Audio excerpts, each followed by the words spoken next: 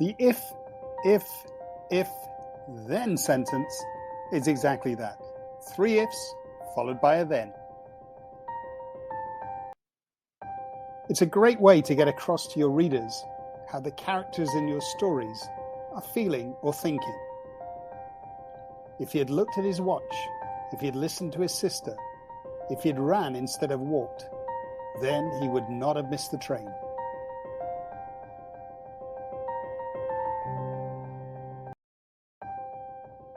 If the captain remains sober, if the sea remains calm, if the motor keeps going, then we'll get there by dawn.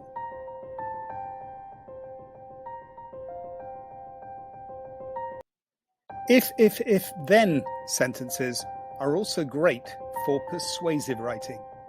If you're writing something like an advert, they work beautifully. Listen to this. If you want fresh air, if you like stunning views, if you want to make new friends, then this is the place for you.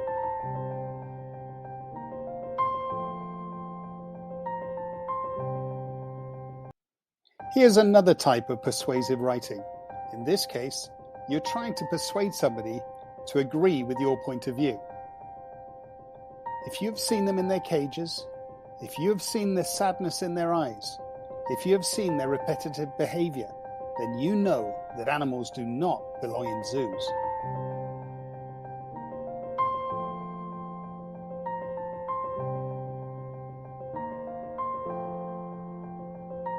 So having seen how effective the if, then sentences are, start using them in your super sentences.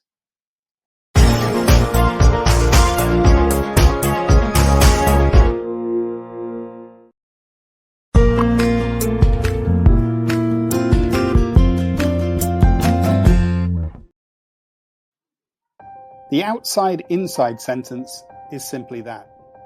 One sentence showing how the character is acting on the outside, and one sentence showing how they're feeling on the inside.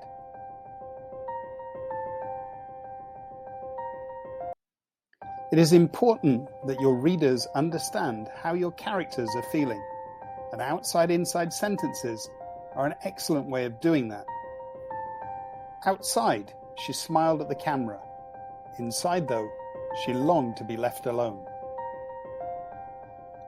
Now, don't think you have to start your first sentence with the word outside and your second sentence with the word inside. As long as you can get across in the first sentence how they're acting and in the second sentence how they're feeling. Kathy was all smiles and giggles as they took their photos, though on the inside, all she wanted was to be left alone.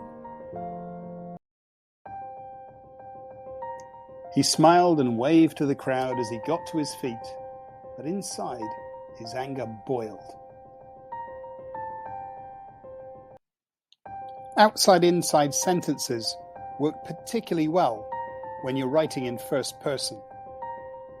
I nodded coldly at Mum, not ready to forgive her yet. Inside, however, my heart exploded with joy and excitement. So outside-inside sentences are super sentences to include. I'd recommend using them when your character is showing something different on the outside to how they're actually feeling on the inside.